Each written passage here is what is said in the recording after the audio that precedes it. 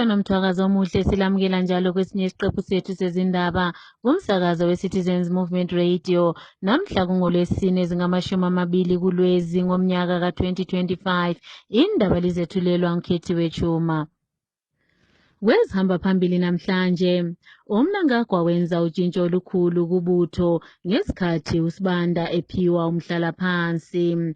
Ikusasa lethu libucayi ngaphansi kukaMnangagwa kusho izakhamizi. Umhlonishwa uMrombethi ukhuthaza uhulumende ukuba enqabele umkhuhlane wezandla lenyawo kanye lomlomo. Nanzi indaba zethu ngokugcweleyo.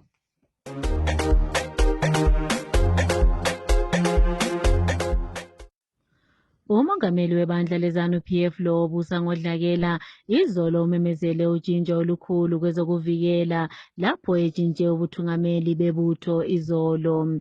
Ebuthungamelini bebutho uValerio Sibanda usephiwe umhlalaphansi kanti njalo uza kuthatha indawo yakhe nguLieutenant General uEmmanuel Mathathu osengukhomanda webutho leZimbabwe iZimbabwe National Army. uLieutenant General Asha Walter Tafumane onguye owaba ngungqongqoshe kutshontshweni kokhetho esebenzisa iFAZ nguye osekhomanda ibutho laseZimbabwe. Siye sakhuluma lalo hlaziya ngezepolitiki uJefferson Chitando osiphe eyakhe imbono mayelana ngotshintsho olwenziwe kubutho. Ake sizweni uChitando ekhuluma. General Verelio Swanda is officially retired from the army. We applaud that, but we still have got some questions, and people should remember that Verelio Swanda, his term of office was extended by 1 year, which was unconstitutional.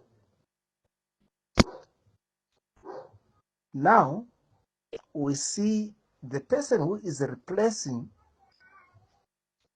General Verelio Swanda, Lieutenant General Mathathu, is well over 70. He is older than the person whom he is replacing, which shows one that President Mnangagwa is someone who does not respect the constitution. He is the constitution himself. He does what he wants. He is above the constitution. Although in 2023, when he took office, he took oath that he was going to defend the constitution of Zimbabwe, but he is the person who is on the forefront of slaughtering, destroying, disregarding the constitution of Zimbabwe. Equally, he appointed Tafumane to lead the army. We all know that the 2023 elections were rigged by an organization called FAZI, which was led by Tafumane. This shows that he is not being appointed on merit, but as a payback for rigging the 2023 elections. This, to Zimbabweans, should give an alarm that the interference of the army into the civilian elections is going to be more, and we should expect that the next elections are going to be rigged, and Tafumane has all the strategies to rig the elections as he was doing it in 2023. This is the death, this is the burial of democracy in Zimbabwe being orchestrated by the army. This is significant because the evidence is coming from the appointments which has been done by President Emerson Mnangagwa. Izakhamizi eziningi ezixoxisane lomsakazo we-Citizens Movement Radio kuzwelonke jikelele zithi kusasa yelizwe ibucayi ngaphansi kobuthungameli bebandla leZANU-PF lomongameli wabo ubusangodlakela u-Emerson Mnangagwa. Ezinye izakhamizi ezixoxisane lazo ziveze ukukhathazeka ukuba isimo sesingaba nzima kakhulu kwedlula esomnyaka ka-2008 nxa uMnangagwa ezaqhubeka elokhu esembusweni kuze kwedlule umnyaka ka-2028. Abanengi bakhathazeke kakhulu ngendlela inkohlakalo eqhubeka ngayo elizweni kanti njalo kakwenziwa lutho ngayo. Ake sizweni bekhuluma. Lapha mbona sesibuyela back to square one, back to i-period lana yabo 2006-7 lapho ilizwe lalinzima khona ngenxa yombuso we-ZANU-PF. Mbona kathesi siyakhona phana ngoba kathesi i-ZANU-PF icabanga ukuthi undoda lo ehlulekileyo vele econtinue ukhebusa up to 2030 cabanga ngapha vele izinto azingamanga kahle akulamsebenzi siyalamba kunzima.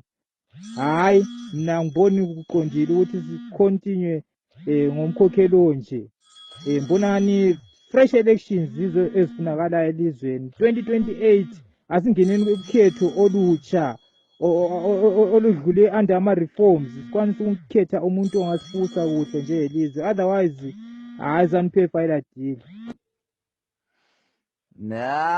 Kurarama munguva ino yekutongwa naMnangagwa zvinhu zvakaoma zingabviri nekuti zhara yakakaka, zhara yatisunga. Chisimusi chaiyo gore rino handioni kuti inotambwa zvakanaka, ini vazhinji chaiyo vanhu vari kutambura ende vanoguta ivo pachavo voga vanhu vari kutonga nemhuri dzavo. Zhara chaiyo inogona kupfuura yagore ra2008 pataimbotongwa navaMugabe paya. Isu rudhende rwevanhu tisi tinokuvadziwa manje nekubhadhara mitero pazvinhu zvose kasi tichitambura. Ivo vanoita uori chaizvo hwakanyanyisa, asi kongosungwa vanhu vezvimhosva zvitoko ivo vakuru vachiramba varipo vachigovana zvavo ufumi hwenyika hweZimbabwe. Kuzvinova Mnangagwa vanoda kutowedzera makore ekuramba vachitonga kuti varambe vachidzvanirira vanhu. Handiboni kuti zvinhu zvakanaka. Uhulumende usekhuthazwe ukuba adlale indima enkulu ekulwisaneni lomkhuhlane wezandla lenyawo kanye lomlomo lapho iningi lelizwe selitholakale lomkhuhlane lo. Ekhuluma ePhalamende izolo ngesikhathi sembuzo lempendulo, umhlonishwa uMutsa Mrombethi uye wabuza uhulumende ukuba usekulungele okungakanani ukulwisana lomkhuhlane lo phambi kokuba umemetheke indawo eziningi elizweni. Ake sizweni umhlonishwa Mrombethi ekhuluma.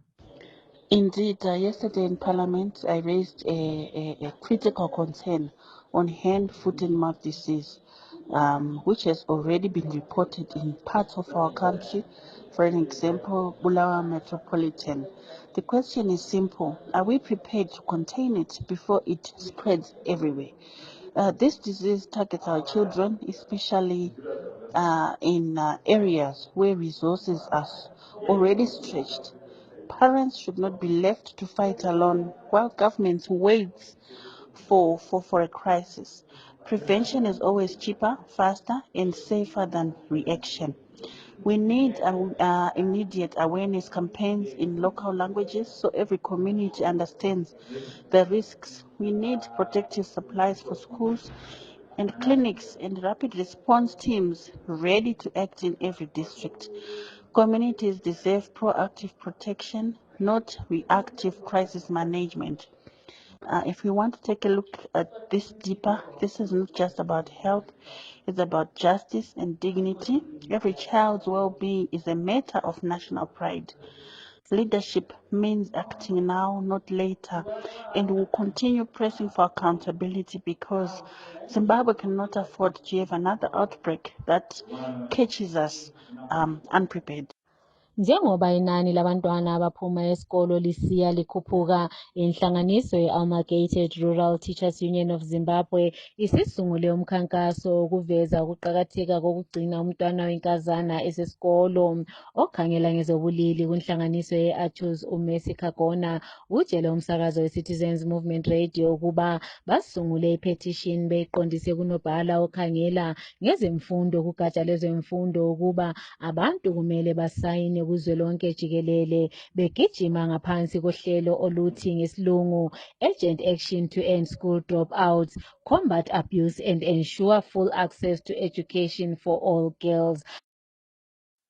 Umfundisi uPaul Mwaja onguye wasungula ibandla eselilesikhathi eside ele-African Apostolic Church usedlule emhlabeni eleminyaka ezinkulungwane leminyaka eyisikhombisa.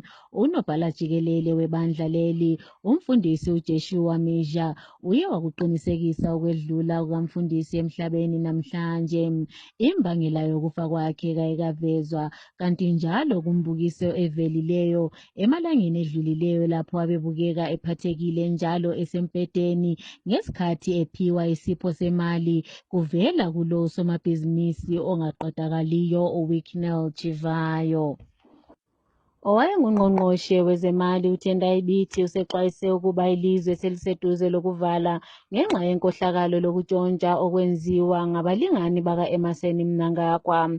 Kunkulumo yakhe ayiphosele emakhasini akhe okuxhumana, uBiti uthi inyanga kaLwezi ngomnyaka ka-2017 kwakungelona iphutha kodwa kwakubisela emuva inzuzo ekazibuse eyatholakala ngomnyaka ka-1980. Uye wathi iminyaka esishiyagalombili esembusweni uMnangagwa usekulele ilizwe lapho eselishiyele inhlekisa umhlaba wonke jikelele. Uye waxwayisa ukuba imizamo yokungezelela isikhathi sikaMnangagwa sokubusa kwedlulele phambi komnyaka ka-2028 kuza kubhekisisana lokwala okuza kuvela ebantwini. Usomlomo webandla leZANU-PF uChristopher Mutsvangwa uye wethula inkulumo namhlanje emahofisini aleli bandla lapho ayacindezela inkulumo yabo yokuba baza kuqhubekela phambili lesisombululo saleli bandla sokuba bangezelele isikhathi sika-Emmerson Mnangagwa embusweni wedlulele umnyaka ka-2028. Isiphathamandla sebandla eliphikisayo uPrince Dubeko Sibanda uye waxwayisa ibandla leZANU-PF ukuba liza kubhekana lokwenqaba ozakuvela ebantwini ngodaba lwabo lolu olungahambi kuhle. Uye wathi sikhona isidingo sokuba izakhamizi ngokwehlukana kwabo kwezepolitiki bamanyane ukuze bavikele isisekelo sombuso ukuze singaphanjaniswa. Emupunyuri ekurube esabelweni saseMashonaland umdeni uye wahlaselwa izigelekeqe lapho bekulele umntwana oleminyaka emihlanu bamhlasele bamsika ngenqamu ngaleso sikhathi bevalele umama wakhe kwenye indlu uze wephula umnyango ukuze asize ingane yakhe. Ake sithole imininingwana eminingi ivela kuntatheli izindaba yethu uLoveness Kotora osinika imininingwane. It's very sad that a normal human being can just have a knife and cut a child, an innocent child, just like that. I don't know where the world is going to and why people are doing this. Is it like a ritualist, or is it something they are doing for money, they want blood or what? So they are just getting into their houses, killing people, just like that. So this thing happened again like some years ago in Kachuta. So they are suspecting that the same people who were killing people in Kachuta are the same people who are now coming to Mpinyuri village to do the same thing. Residents in that area, they are now scared because their lives are now at risk. Reporting for Citizens Movement Radio, this is Loveness Kotora. Kundawo efanayo owesifazana uye wadlengulwa endaweni lapho kulindwa khona izimota ngesikhathi elinde ukuba athole imota. Imbiko iveza ukuba lesi sigameko esinjengalesi sike senzakala eKhathuta eminyakeni eyedlulileyo lapho abantu ababedlwengulwa bebulawa kanti njalo kubikwa labo abahlaselwayo bekwenzela ukuganga lokucuya imizimba yabantu. Abantu abakwenzayo lokhu abakavezwa kodwa imbiko ithi bakhona asebeboshiwe ngamapholisa aseGuruve. Lesithole eminye imininingwana mayelana ngalolu daba luvela kuLoveness Kotora. And now, how are women going to move around freely? Because these people are now going everywhere. A lady was just raped at the bus stop. They're supposed to get some people to go with them, what can I say, to guard them or what? There is no way. Everyone is now scared. Even when they go to fetch water, they are scared. Because those people can just get them anyway, where they fetch water, boreholes, rivers, bus stops, even schools. The children are not even safe. Because those are the same people who were in Khathuta who are being suspected that they're the ones who are doing the killings and the rapings. Such a bad thing that is happening in Guruve. It's very sad. And people, they don't know how to handle this. Luckily, the police had worked so hard. The police from the Guruve police station, they worked so hard to catch those criminals. Although the names are yet to be exposed. Reporting for Citizens Movement Radio, this is Loveness Kotora. Isiphathamandla sebandla eliphikisayo ubekezela amaplanka usethe ilizwe selibuyele njalo phambi kokuba kwenziwe ukuketulwa kombuso ngomnyaka ka-2017 lapho amapholisa esegcwele imigwaqo yonke njengalokhu kwakusenziwa ngesikhathi sombuso kaRobert Mugabe. Umhlonishwa wamaplanka uthi kuyethusa ukuba izigelekeqe zenza umathando kukanti amapholisa agcwele imigwaqo yonke. Kuvike phelileyo umlisa othizeni usukele enyamazana ephangolini kwelekhwekhwe elibhekise endlini yesizwe eHarare kodwa amapholisa ehlulekile ukumbamba. Amapholisa asesolwe kakhulu ngokuthatha imfumba kubatshayeli bezimota kulokuthi benze umthetho uthathe indawo yawo. Ukufakwa kwamaphepha okhetho lwaseNkulumane wenziwe namhlanje enkantolo yaseBulawayo Magistrates Court. Isihlalo lesi savuleka ngemva kokubhubha kukalo owayemele indawo yaseNkulumane uDesire Moyo engozini yomgwaqo kunyanga ephelileyo. Ake sizweni uRodney Jele ekhuluma ngemva kokuyafaka amaphepha akhe.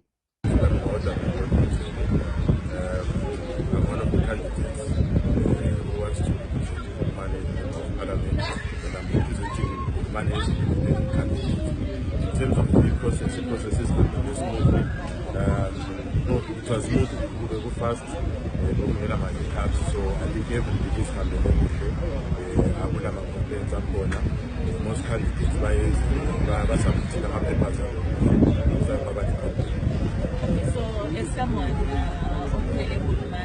and you've represented Ngulumane as a council, so what is it like that you're promising the Ngulumane institutions? Like you said, I'm not sure. The only difference is that I will be presenting a larger population from the world. So I know what the people of Ngulumane want and expect. Because I have been there and I have delivered. I think here's the reason why I was anointed to be in outer. So in doing years, it's around prepared to work for the people of Ngulumane. Indlela zonke zisebenza nabo ama-needs abantu beNkulumane sincedisana sibone ukuthi siyadevelopha iNkulumane yethu. iNkulumane suburbs is one of the newest suburbs. So sifuna ukuthi ihlale injalo ikhanye ukuthi iSuburb entsha elabantu abatsha iyehlukane kube le difference between iNkulumane suburbs nama-older suburbs. ngesikho singena lathi sizama ukuthi sirepresente singabantu abatsha ngoba we've got new ideas, we are going to bring up new programs, new ideas that are going to benefit Maybe one last question. Yes. There are so many candidates with a good stand in society. Are you ready for the competition? Competition, in order for you to be a winner, you need to hear from a contestant. So the more the merry. I'm ready for the contestant, for the other contestants, and I'm prepared to be number one on the 20th of December.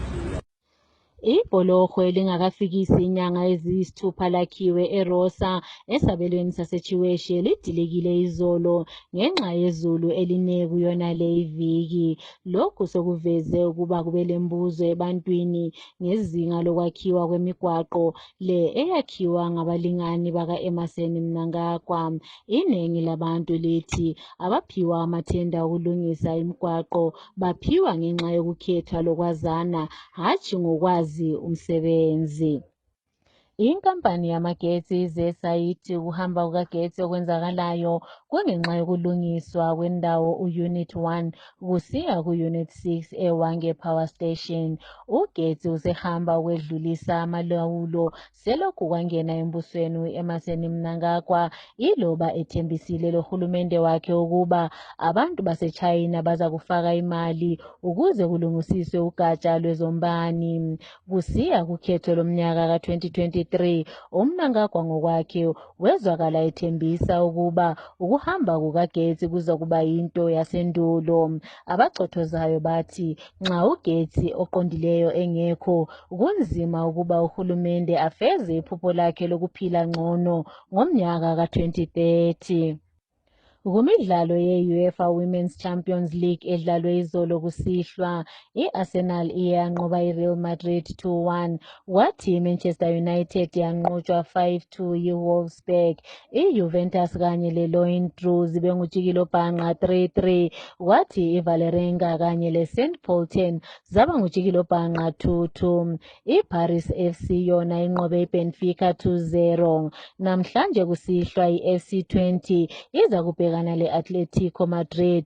I-PSG yona iza kudlala le-Bayern Munich bese kusithi i-Roma yona iza kudlala le-Oud Havelin Leuven. OwaseMorocco kanti njalo edlalela i-PSG u-Akraf uphiwe isicoco sokuba ngumdlali we-CAF womnyaka ka-2025 ngemva kokuba anqobe owaseNigeria uVictor Osimhen kanye lowaseGibhithe uMohamed Salah. Kuqembu labomama uGhislaine Chebako waseMorocco nguye othethe isicoco sokuba ngumdlali wesifazana womnyaka. Umqeqeshi weCape Verde uBaptista nguye othethe isicoco sokuba ngumqeqeshi womnyaka ku-CAF Champions League Winners lapho kuvotelwe ukuba iqembu le-Pyramids yilo eliza kuthatha isicoco, kwathi iqembu le-Morocco Under 20 lona lithethe isicoco se-World Cup Team of the Year.